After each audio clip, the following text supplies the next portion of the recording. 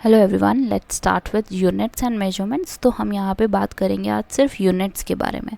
तो यहाँ पे सबसे पहले हम ये जान लेते हैं कि यूनिट्स हमारे लिए इम्पॉर्टेंट क्यों है और होते क्या है। जैसे कि यहाँ पे हमें लिखा हुआ है कि अगर आपको कोई भी फिज़िकल क्वांटिटी मेजर करनी है तो हमें ऑब्वियसली एक स्टैंडर्ड यूनिट चाहिए उसके लिए।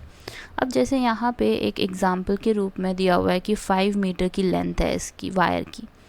अगर मैं आपको बोलूँ कि इस वायर की 5 लेंथ है तो कोई सेंस ही नहीं बनेगा। अगर हम स्टैंडर्ड यूनिट ही नहीं यूज़ कर रहे तो हमें क्या पता कि 5 मीटर है, सेंटीमीटर है या मिलीमीटर है, तो हमें नहीं समझ आएगा कि 5 क्या है। तो इसलिए इम्पॉर्टेंट होता है यूनिट लगाना। जैसे कि आप देख रहे हो कि हमारे पास 5 मीटर है तो 5 क्या है, उसका मैग्नीट्यूड। मीटर क्या है हमारा, इट्स यूनिट। तो इसलिए यूनिट इम्पॉर्टेंट है बहुत ज़्यादा लगाना किसी भी वैल्यू के साथ, नहीं तो समझ नहीं आएगा कि आप क्या कन्वर्स करना चाहते हो। अब इसी तरह हमारे पास यूनिट्स के दो पार्ट्स होते हैं, एक होता है फंडामेंटल क्वांटिटीज़, एक होता है डिराइव्ड क्वांटिटीज़। फंडामेंटल क्वांटिटीज़ वो होती हैं जो इंडिपेंडेंट हो दूसरी क्वांटिटीज़ से।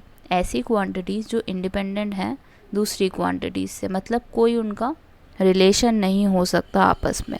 तो फंडामेंटल क्वांटिटीज़ कौन सी होती हैं, जैसे कि अगर मैं आपको बताऊं, फर्स्ट हो गया मास, दूसरा हो गया लेंथ, तीसरा हो गया टाइम।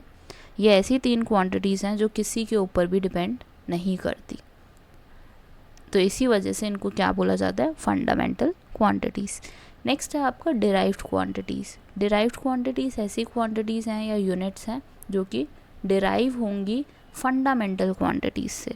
जो बेसिक क्वांटिटीज़ होती हैं उसी से डिराइव होंगी।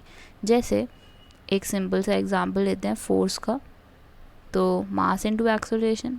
अब जो फोर्स है वो किस पे डिपेंडेंट है, मास पे भी डिपेंडेंट है और मीटर पे भी डिपेंडेंट है, सेकेंड स्क्वायर पे भी डिपेंडेंट है। तो तीनों ही क्वांटिटीज़ पे डिपेंडेंट है, मास पे भी है, लेंथ पे भी है, टाइम पे भी है।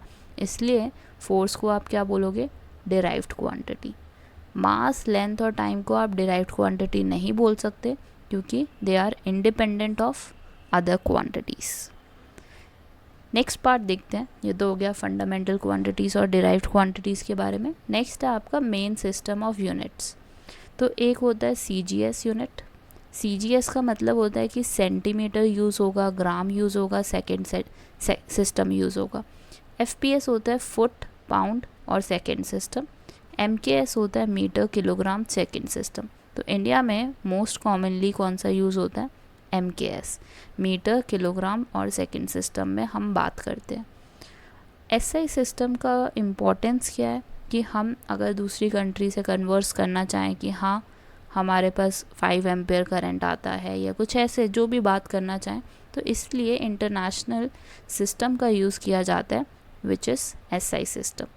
तो एक बेसिक क्वांटिटीज़ होंगी जो भी फंडामेंटल क्वांटिटीज़ होंगी उसी का यूज़ किया जाएगा।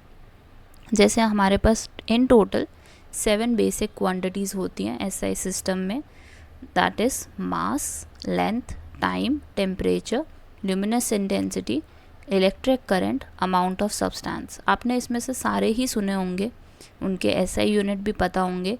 एक आपने शायद नहीं सुना होगा विच इज़ ल्यूमिनस इंटेंसिटी, उसका होता है कैंडेला। ल्यूमिनस इंटेंसिटी का मतलब है कि लाइट कितनी तेज़ी से आ रही है। तो yes, intensity, the SI unit for it is candela and symbol for it is CD। बाकी मास का किलोग्राम, लेंथ का मीटर, टाइम का second, temperature kelvin, electric current ampere, amount of substance is mole. अब next होता है आपका radian. Next is supplementary units. तो supplementary units में हमारे 2 एंगल्स आते हैं, one is radian and other is steradian. तो रेडियन और स्टेरेडियन में डिफरेंस क्या है ये देखते हैं। तो this is also known as plane angle. Plane angle भी बोला जाता है क्योंकि this is from actually a circle में से हम रेडियन निकालते हैं। तो जैसे कि मान लो आपके पास ये सेक्टर है और इसका थीटा आपको दिया हुआ है। थीटा बेसिकली हमारा एक रेडियन ही है, डिग्रीज़ की दूसरी फॉर्म होती है रेडियन। सो यस, अगर थीटा निकालना है so you have to take length which is arc length and the radius of this sector. So theta क्या बन जाता है आपका, L/R। इसी तरह अगर हम बात करें सॉलिड एंगल की, तो सॉलिड एंगल में क्या होता है कि आपको स्फेयर लेना होता है। स्फेयर मतलब समझ ही रहे हो गया, एक 3D शेप है। तो 3D शेप में क्या होता है कि आपके पास ना एक कोन निकल के आता है। कोन क्यों निकल के आएगा? क्योंकि ये एक 3D शेप है। जैसे अगर हम मान लो ये शेप काटेंगे उसके अंदर से, तो हमें कैसा स्ट्रक्चर मिलेगा? कुछ ऐसा सा स्ट्रक्चर मिलेगा, कोन जैसा। ठीक है, तो अगर आप स्टेरेडियन निकालना चाहते हो तो क्या होगा?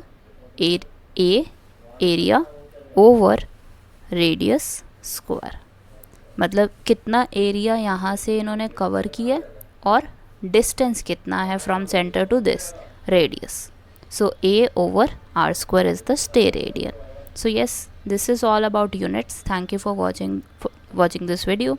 Have a great day.